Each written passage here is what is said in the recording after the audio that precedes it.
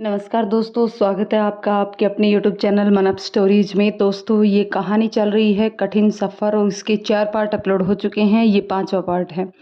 दोस्तों, इस पार्ट को पढ़ने से पहले की कहानी ज़रूर पढ़िएगा, जिसके लिए आपको नीचे डिस्क्रिप्शन बॉक्स में प्लेलिस्ट का लिंक दिया हुआ है। उसी लिंक पर जाकर के आप 4 पार्ट पढ़ सकते हैं।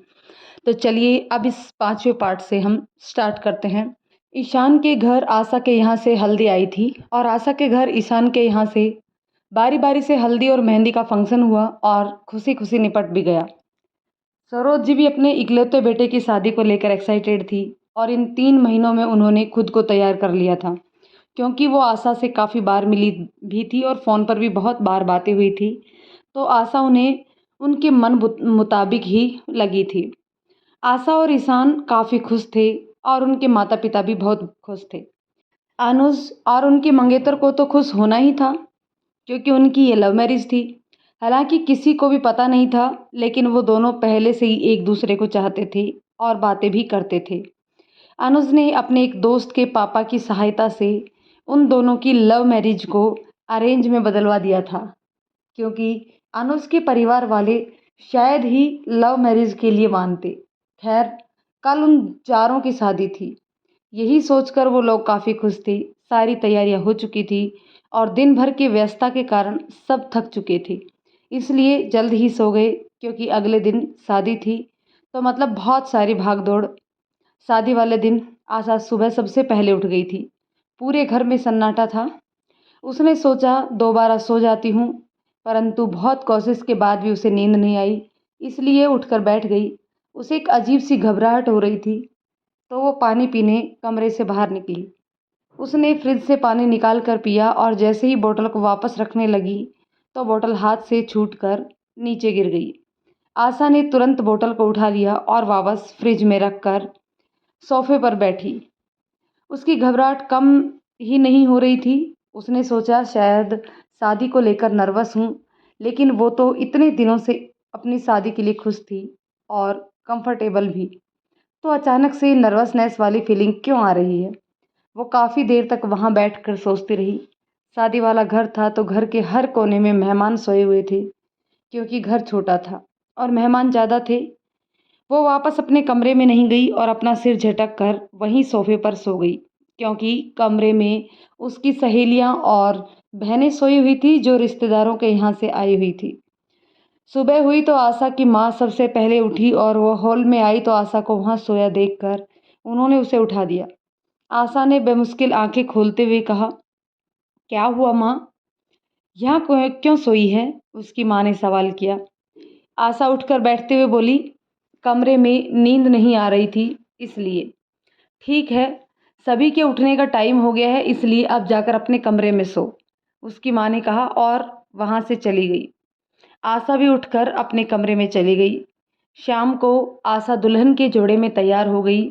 पार्लर वाली दीदी ने उसे बहुत अच्छे से सजाया।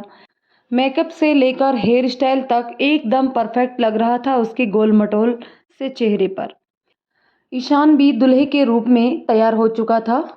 उसने एक सेल्फी लेकर आशा को भेजी तो आशा ने तारीफ भरा मैसेज भेज दिया। ईशान ने उसकी फ़ोटो मांगी तो आशा ने ये कहकर मना कर दिया कि आप सामने से ही देखना। ईशान ने बहुत कोशिश की, लेकिन आशा अपनी जिद पर अड़ी रही, तो वो मन महसूस कर रह गया। दूल्हा और उसके परिवार वाले बारात लेकर निकल चुके थे और आशा बड़ी ही बेसब्री से बारात के आने का इंतज़ार कर रही थी। आशा और उसके भाई के सारे फंक्शन एक साथ थे, बस उन दोनों की शादी की डेट एक दिन के गैप में थी, क्योंकि जहां आशा की बारात आती वहीं अनुज की बारात जाती, इसलिए एक साथ संभव नहीं था। आशा दुल्हन के जोड़े में सजी छत की बालकनी से ईशान का इंतजार कर रही थी और टकटकी लगाए उसकी राह तक रही थी। इंतजार की घड़ी खत्म हो चुकी थी और ईशान दुल्हे के रूप में घोड़ी पर बैठा आशा के घर की दहलीज पर पहुंच चुका था। आशा ने जैसे ही ईशान को दुल्हे के लिबास में देखा तो उसकी आंखों में हल्की सी नमी आ गई। ईशान ने भी बाकी लोगों से नजरें चुराते हुए ऊपर की तरफ देखा और आशा को ढूंढने की कोशिश करने लगा, लेकिन आशा जानबूझकर पर्दे की ओट में छुप गई थी। काफ़ी मशक्क़त के बाद भी जब ईशान आशा को नहीं देख पाया तो ईशान की बुआ के लड़के ने कहा, भाई थोड़ी देर में सामने से ही देख लेना, इतना कष्ट करने की ज़रूरत नहीं है।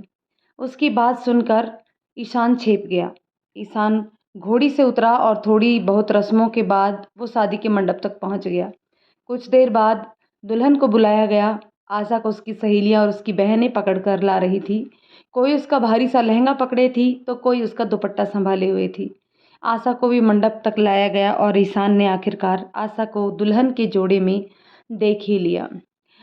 ईशान का मन किया कि वह आशा को गले से लगा ले, लेकिन वो अपनी जगह से नहीं हिला। दोनों के हाथ में वरमाला दे दी गई और दोनों ने तालियों की गड़गड़ाहट के बीच एक दूसरे को वरमाला पहनाई। पूरे विधि विधान से उनकी शादी संपन्न हुई और आशा शादी करके अपने ससुराल चली गई। रास्ते में आशा और ईशान चुप ही रहे, क्योंकि उनके साथ गाड़ी में ईशान की बुआ का बेटा भी था।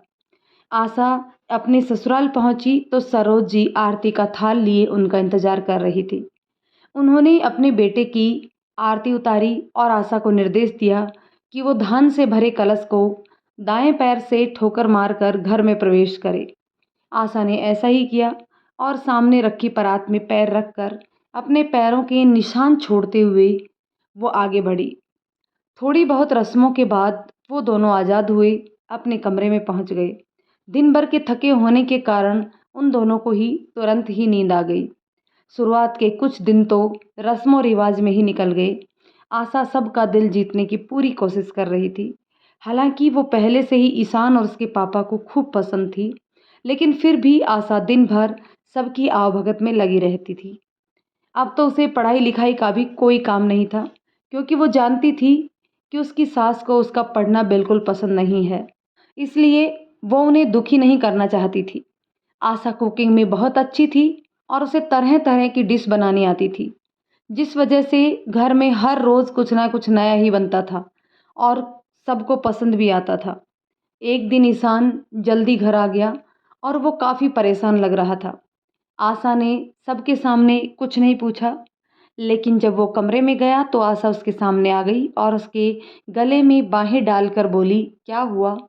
तुम इतने परेशान क्यों लग रहे हो मुझे?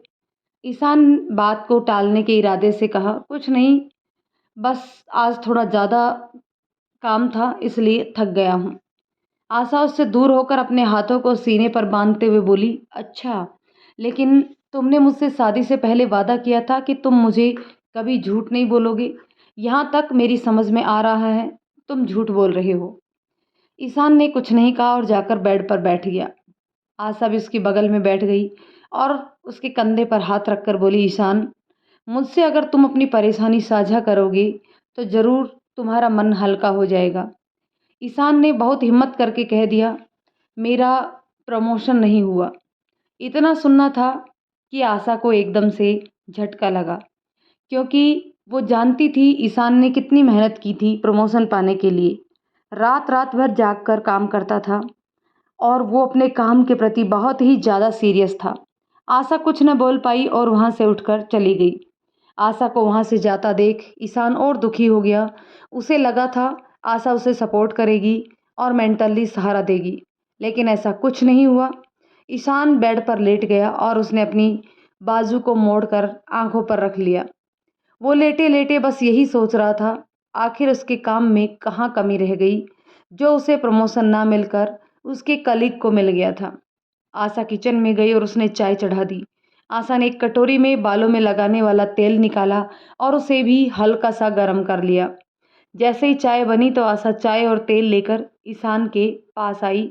ईशान वैसे ही लेटा रहा, क्योंकि वो उठने के मूड में नहीं था। आशा ने ईशान का हाथ पकड़कर उसे ज़बरदस्ती उठाया और नीचे बिठाया। उसने ईशान के हाथ में चाय का कप थमा दिया और खुद उसके सिर की हल्के हाथों से मालिश करने लगी। ईशान को बहुत अच्छा महसूस हो रहा था। आखिर आशा जो उसके साथ थी। ईशान खुद को आशा के बिना अधूरा सा समझता था और आशा के साथ वो हमेशा राहत महसूस करता था, फिर चाहे हालात कैसे भी हों। आशा उसे इधर उधर की बातें करके हंसा रही थी ताकि उसका ध्यान वहाँ से हट जाए। जब ईशान को हल्की नींद आने लगी तो आशा ने उसे बेड पर लेटा दिया और उसके पैरों में भी मालिश करने लगी। ईशान सो गया तो आशा अपने कमरे में बाहर अपने कमरे से बाहर आ गई और किचन में जाकर चाय के बर्तन धोने लगी। आशा बर्तन धोते हुए सोच रही थी कि वो कैसे ईशान की मदद करे, क्योंकि उसे तो ईशान के काम की कोई नॉलेज नहीं थी। आखिरकार उसने सोचा क्यों ना मैं भी कोई नौकरी करने लग जाऊं, इससे ईशान को थोड़ी सी राहत मिलेगी और वो घर खर्च के बारे में ना सोचकर खुद के भविष्य पर ध्यान दे, ताकि उसके सपने पूरे हो सकें। आशा हॉल में आई और फ़ोन में खुद के लायक कोई जॉब सर्च करने लगी। काफ़ी देर तक गूगल पर मौजूद कई वेबसाइट्स पर अपनी डिग्री के हिसाब से नौकरी ढूंढने लगी, पर उसने 2-3 ऑप्शन चूज कर लिए और सोचा ईशान से पूछकर कंफर्म कर लूँगी कौन सी जॉब करूँगी। शाम को जब ईशान की आंखें खुली तो उठ कर बैठ गया और चारों तरफ देखा कि आशा को कमरे में नहीं पाया, तो उठकर बाथरूम में चला गया। आशा नीचे किचन में शाम का के लिए कुछ स्नैक्स बना रही थी, चाय के साथ खाने के लिए। ईशान नीचे आया और आशा को ढूंढते हुए किचन में चला गया। आशा को काम करते हुए देख ईशान बोल पड़ा, तुम दिन भर कुछ ना कुछ करती ही रहती हो, थकती भी नहीं हो। आशा ने बिना ईशान की तरफ देखे ही कहा, लड़की हूँ इसलिए आदत है, और अपने काम में लगी रही। ईशान ने फ्रिज से पानी की बोतल निकालकर पानी पीते हुए कहा, थैंक यू। आशा ने तुरंत ईशान की तरफ नज़रें घुमाई और पूछा, किस लिए? ईशान ने प्यार से कहा, मेरी ज़िंदगी में आने के लिए। आशा ने अदा से कहा, oh you are welcome sir ji, आपका भी बहुत बहुत आभार हमें अपनी ज़िंदगी में जगह देने के लिए। ईशान ने पानी की बोतल रसोई की स्लैब पर रखते हुए कहा, वो तो मेरी खुशनसीबी है जो तुम मुझे मिल गई, वो भी इतनी आसानी से। आशा ने गुस्से में नाक चढ़ाते हुए कहा, ये बोतल वापस से भर कर फ्रिज में रखो, हमेशा पानी पीकर खाली बोतल बाहर रख देते हो। कहकर उसने मुंह बिचका दिया। ईशान उसकी इस हरकत पर हंस पड़ा और उसने बोतल में पानी भरकर फ्रिज में रख दिया। रात को आशा ने ईशान से बात शुरू करते हुए कहा, सुनिए जी। ईशान ने भी उसी अंदाज में जवाब दिया, सुनाइए जी। आशा ने कुछ पल रुक कर कहा, वो मैं कह रही थी कि क्यों ना मैं भी जॉब कर लूँ, इससे आप अपना पूरा ध्यान अपने काम पर लगा पाएंगे और घर मैं चला लूँगी आराम से। ईशान आशा के पास आया और बोला, तुम जॉब कर सकती हो मैं जानता हूँ, लेकिन माँ शायद ही इसके लिए मानेगी। ये भी मैं जानता हूँ कि तुम मुझसे ज़्यादा पोटेंशियल रखती हो, इसलिए घर और नौकरी दोनों में बैलेंस भी रख सकती हो। तुम अपने हिसाब से देख लो, मेरी तरफ से तुम्हें हर तरह की छूट है, क्योंकि मुझे तुम पर आंख बंद करके भरोसा है, कभी तुम कोई गलत काम नहीं करोगी।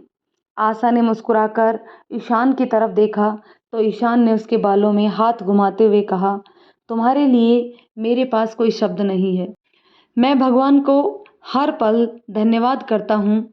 आशा ने हंसकर कहा, इतना भी भाव मत दो मुझे, वरना भगवान जल्दी ही छीन लेंगे। आशा ने जैसे ही कहा तो ईशान ने उसके मुंह पर हाथ रख दिया और ना में गर्दन हिलाते हुए बोला, ऐसी बात कभी दोबारा मत बोलना। इन ख्यालों से आशा बाहर आई और ईशान के कमरे में आई तो देखा ईशान कुछ काम करने में व्यस्त था। आशा वहां से वापस जाने लगी तो ईशान ने उसे आवाज़ दी, अंदर आ सकती हो, भले ही मैं पराया हो चुका हूँ, लेकिन अगले 6 महीने के लिए ये कमरा भी तुम्हारा ही है और मैं भी, फिर चाहे तुम मानो या ना मानो। आशा ईशान के कमरे के अंदर आ गई। ईशान ने काम बंद करना बंद कर दिया और आशा की तरफ देख कर बोला, जहाँ तक मैं तुम्हें जान पाया हूँ, मैं समझ चुका हूँ कि तुम क्यों आई हो, फिर भी मैं तुम्हारे मुंह से सब सुनना चाहता हूँ। आशा ने साफ शब्दों में कहा, Ishan please, for God sake, तुम तो कम से कम ऐसे बिहेव मत करो कि मुझे अपनी ही गलती नज़र आए और गिल्टी महसूस हो। तुम बहुत अच्छे से जानते हो, सिर्फ और सिर्फ तुम्हारी गलती के कारण हमारा रिश्ता आज यहाँ पहुँचा है। मैंने अपनी तरफ से कोई कमी नहीं रखी और रिश्ते को अपना सब कुछ दिया। सब कुछ मतलब सब कुछ। अपने वक्त से लेकर आत्मसम्मान तक मैंने इस रिश्ते को दे दिया, लेकिन फिर भी नहीं बचा पाई तो इसमें मेरी कोई गलती नहीं है। मुझे थोड़ी ना पता था तुम वो सब करने के लिए मुझे हर चीज़ के लिए छूट देकर रखे थे, वरना। आशा आगे कुछ बोलती उससे पहले ही ईशान उसे रोकते हुए बोल पड़ा, आशा प्लीज़ स्टॉप इट। मैं इतनी बार कह चुका हूँ कि वो सब इसलिए नहीं था। मैं मानता हूँ कि मैं गलत हूँ और बहुत गलत हूँ, लेकिन मुझे मेरी ही नज़रों में इतना मत गिराओ कि उठ ही ना पाऊँ। आशा को न जाने क्यों ईशान की मासूमियत देखकर कुछ महसूस नहीं हुआ और वो बोली, तुमने सही सोचा था। मैं ये कहने आई थी कि समर को डाइवोर्स के पेपर लेकर घर ही बुला लेना कल, क्योंकि परसों सैटरडे है तो मंडे का इंतज़ार करना पड़ेगा। इसलिए कल ही साइन कर देंगे ताकि कोर्ट में अर्जी दे सकें जल्दी से जल्दी। ईशान ने शब्दों में कुछ नहीं कहा और हाँ में गर्दन हिला दी। आशा वहाँ से उठकर जाने लगी तो ईशान ने उसे आवाज़ लगाई, एक कप चाय और बना दूँ। आशा अचंभित रह गई और उसने मुड़कर ईशान की तरफ देखा तो ईशान ने एकदम नॉर्मल सा बिहेव करते हुए कहा, आराम से बना लाना अगर कुछ काम है तो, लेकिन याद से चाय देकर जाना। आशा ने चौंक कर पूछा, तुमने मुझे कहा? ईशान ने उसके अगल बगल देखते हुए कहा, हाँ, शायद यहाँ तुम अकेली ही हो। साल भर से आशा और ईशान में हो रही तनातनी के बाद से ना तो दोनों में कोई बातचीत होती थी और ना ही दोनों एक दूसरे के सामने आते थे। आशा तो वहाँ रहती भी नहीं थी। आशा कुछ नहीं बोली तो ईशान बोला, क्या हुआ? अगर फ्री नहीं हो तो बोल दो, 6 महीने तक तो तुम मेरी बीवी ही हो, इसलिए कह दिया। आशा कुछ नहीं बोली और यहाँ से चली गई। आशा को वहाँ से जाते देख ईशान के दिमाग में कुछ और शैतानी आइडिया आ चुका था और होठों पर हल्की सी मुस्कान भी। आशा चाय बनाने चली गई। चाय बनाते हुए वह फिर से अपने ही ख्यालों में खो गई। आशा ने अगले दिन सरोज जी से नौकरी के बारे में पूछा तो उन्होंने साफ मना कर दिया। आशा ने बहुत ही प्यार से पूछा था, लेकिन फिर भी उन्होंने मना कर दिया। आशा थोड़ी सी दुखी तो हुई, लेकिन फिर वो अपने काम में लग गई। शाम को ईशान घर आया तो चेहरे पर थोड़ी सी चमक थी, खुशी वाली। आशा ने ईशान को पानी का गिलास देते हुए कहा, माँ ने नौकरी के लिए मना कर दिया। मैंने बहुत मनाने की कोशिश की क्योंकि वो मानने को तैयार ही नहीं थी। ईशान ने उसकी कलाई पकड़कर उसे अपनी बगल में बिठा लिया और बोला, अब तुम्हें फ़िक्र करने की कोई ज़रूरत नहीं है, क्योंकि अब कंपनी के एक नए एमडी आएंगे। 1 हफ्ते के बाद वो मेरी मेहनत देखकर ज़रूर मेरा प्रमोशन कर देंगे। मैंने सुना है वो लोगों का टैलेंट देखते हैं, उनकी पोस्ट नहीं। मैं बहुत मेहनत करूँगा आशा, देखना तुम, और फिर हम भी एक लग्जरी लाइफ जिएंगे और अपने सारे सपने पूरे कर पाएंगे। मैं तुम्हें महंगी जगह घुमाने लेके जाऊंगा और हम अपनी पसंद की हर चीज़ खरीद पाएंगे। आशा ने उसके कंधे पर सिर रख कर कहा, मुझे महंगी लाइफ नहीं जीना, बस तुम्हारे साथ जीना है पूरी ज़िंदगी। ईशान ने उसके बालों को सहलाते हुए कहा, मैं तो हमेशा ही तुम्हारे साथ हूँ, लेकिन मेरा हमेशा से सपना था कि मैं भी अपना कुछ नाम कमाऊँ और बाकी लोगों की तरह अपनी फैमिली को घुमाने लेकर जाऊँ। मैं तुम्हें हमेशा खुश रखना चाहता हूँ।